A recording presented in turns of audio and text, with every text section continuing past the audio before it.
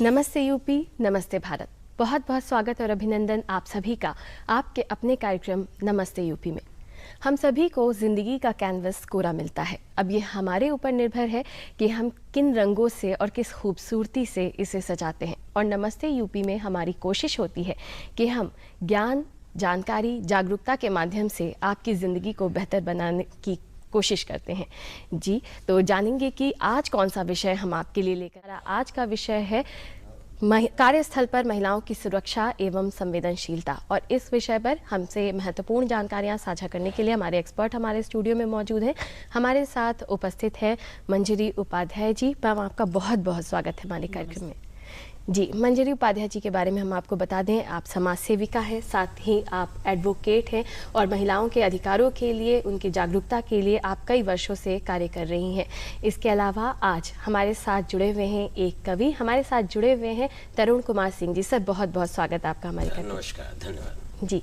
वैसे तरुण कुमार सिंह जी पेशे से प्रबंधक हैं बैंक में, लेकिन वो कविताएं भी लिखते हैं, रचनाएं उनकी कई हैं। आज हम सुनेंगे उनकी रचनाएं। तो सर, हम आपके पास भी आना चाहेंगे। वैसे तो आप प्रबंधक हैं बैंक में, लेकिन आप कविताएं भी लिखते हैं, तो इस क्षेत्र में कैसे आना हुआ, ये हम जानना चाहेंगे। जी अवश्य मैम।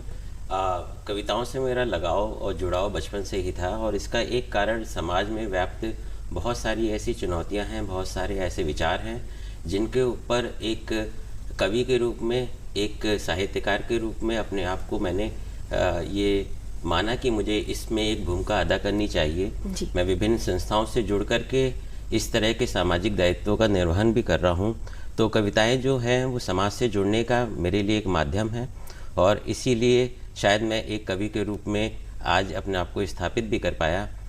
जहाँ तक विषय आता है नारी का, नारी संवेदना की एक मूर्ति है, और नारी का हमारे शास्त्रों में भी वर्णन है कि यत नारस्तु पूजन्ते रमन्ते तत् देवता। जी, बिल्कुल। इन विचारों को हमारे शास्त्रों ने और हमारे समाज ने धारण किया है, परंतु फिर भी इस तरह के तत्व, इस तरह की विचारधारा मौजूद है जो नारियों के लिए ना ही परिवार में अपितु ऐसा माहौल क्रिएट करती हैं कि उनको अपने व्यवसाय में या अपनी नौकरी में उसमें भी दिक्कतें महसूस करनी पड़ती हैं।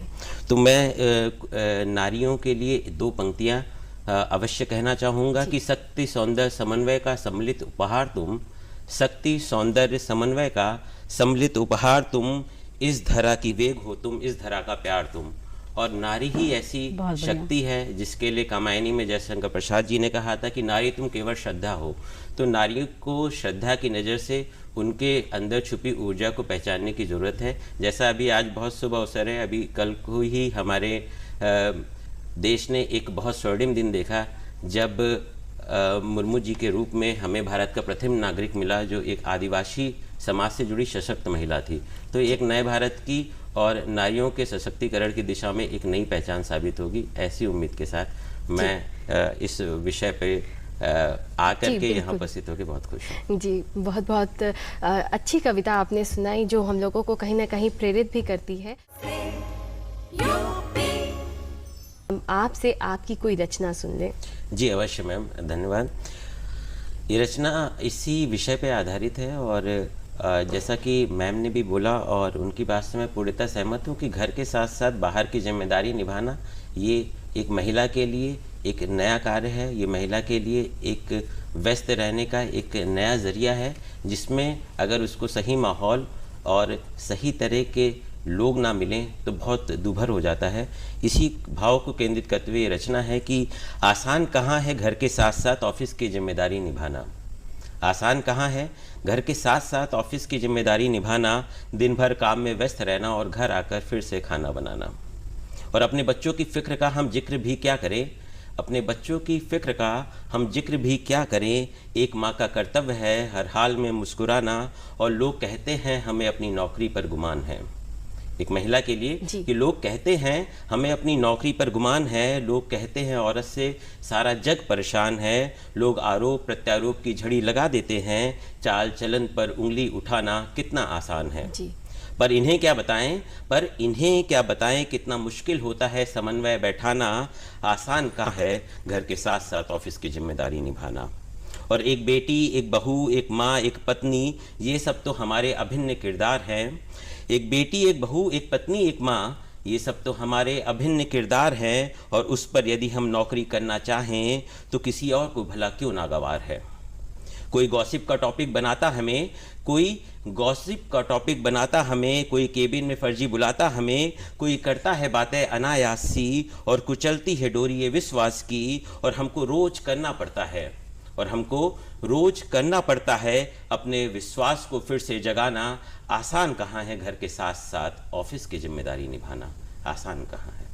जी जी, कविताओं की खूबसूरती यही होती है मंजरी मैम कि बहुत सारी बातें जो है वो कुछ पंक्तियों में सिमट कर आती हैं। जो मुख्य बातें आपने साझा की हैं, वाकई ये महिलाओं की जीवन की चुनौतियां हैं कि किस तरह से वो चीज़ों को संभालती हैं। समाज को संवेदनशील होने की बेहद ज़रूरत है, और समाज संवेदनशील बना रहे, इसमें हमारे साहित्यकार और जो हमारे रचनाकार होते हैं उनकी महत्वपूर्ण भूमिका होती है। तो तरुण जी, हम चाहेंगे कि यहाँ पर हम आपकी एक और कविता शामिल कर लें। जी अवश्य, मैं 4 पंक्तियाँ अवश्य आपसे कहूँगा, जैसा मैम ने कहा, और मैं पूर्णतः इनकी बात से सहमत हूँ कि समाज को जागरूक होने की ज़रूरत है। पुरुष और महिला वर्ग को आपस में साथी बनने की ज़रूरत है, और यही सबसे बेहद ज़रूरी और सबसे अच्छा उपाय है इस तरह की स्थिति से निजात पाने का। मैं अपनी 4 पंक्तियों में इसी बात को, सामाजिक धारणाओं को चुनौती देना चाहूँगा कि कभी आंसू, कभी गाली, कभी ताने ही ताने हैं।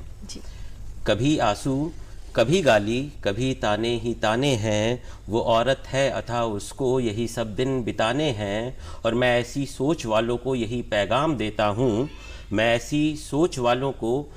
पैगाम देता हूँ, तुम्हारी राह में बैठे कचहरी और थाने हैं। आज हमारे पास अधिनियम है, विशाखा गाइडलाइन का पालन हो रहा है, तो मैं पूरी तरह से आश्वस्त हूँ कि स्थिति बदलेगी और महिलाओं को एक बेहतर वातावरण मिलेगा कार्यक्षेत्र में भी। जी बिल्कुल, बहुत सुंदर बात आपने यहाँ पे रखी है। नमस्ते यूपी में आज हमसे जुड़े हुए हैं कवि तरुण कुमार सिंह जी भी। तो सर, समय हो चला है कि हम यहाँ पर आपकी एक और रचना सुन लें। जी अवश्य मैम, मैं आप लोगों की बातों से काफ़ी प्रभावित भी हूँ, और उसी को मद्देनज़र रखते हुए मैं कुछ पंक्तियाँ ज़रूर अपनी महिला साथियों को प्रेषित करना चाहूँगा, जो उनको मनोबल बढ़ाने का कार्य करेंगी।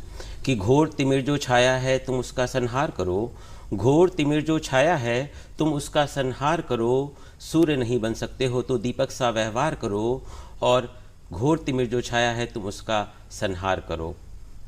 अभी समय है कर्म युद्ध का, अभी समय है तपने का, अभी समय है पूर्ण करो तुम हर एक किस्सा सपने का, और आँखों की पुतली में आया हर सपना स्वीकार करो, सूर्य नहीं बन सकते हो तो दीपक सा व्यवहार करो, घोर तिमिर जो छाया है तुम उसका संहार करो।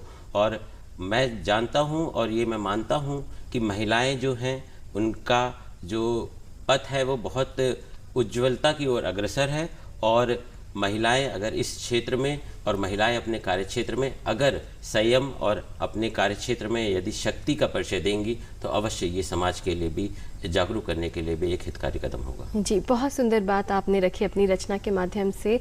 आज हमारे कार्यक्रम में आप जुड़ी मंजरी उपाध्याय जी, इसके लिए आपका बहुत बहुत धन्यवाद। आपने बहुत अच्छी जानकारी साझा की, और साथ ही तरुण कुमार सिंह जी, आज आप हमसे जुड़े, अपनी रचनाएं सुनाई, इसके लिए आपका भी बहुत बहुत धन्यवाद। जी दर्शकों, चलते चलते हम आपसे यही कहेंगे कि हमारे देश में ही नहीं, विश्व में नारी का बहुत सम्मान होता है, लेकिन आज 21वीं सदी में भी हमें बार बार उनके बारे में बात करनी पड़ती है। उनका संघर्ष आज भी बड़ा है, लेकिन अगर हम जागरूक होंगे तो आने वाले समय में बहुत जल्द ये सारी समस्याएं दूर हो सकती हैं।